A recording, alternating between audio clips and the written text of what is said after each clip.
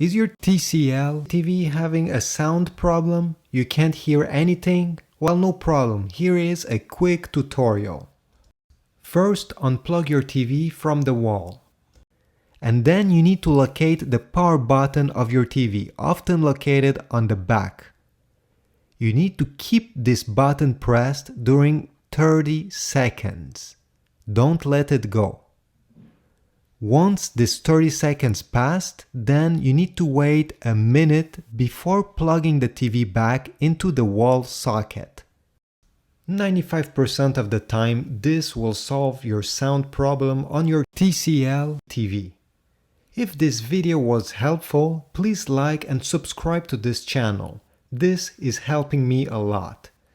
Thanks and see you on the next one.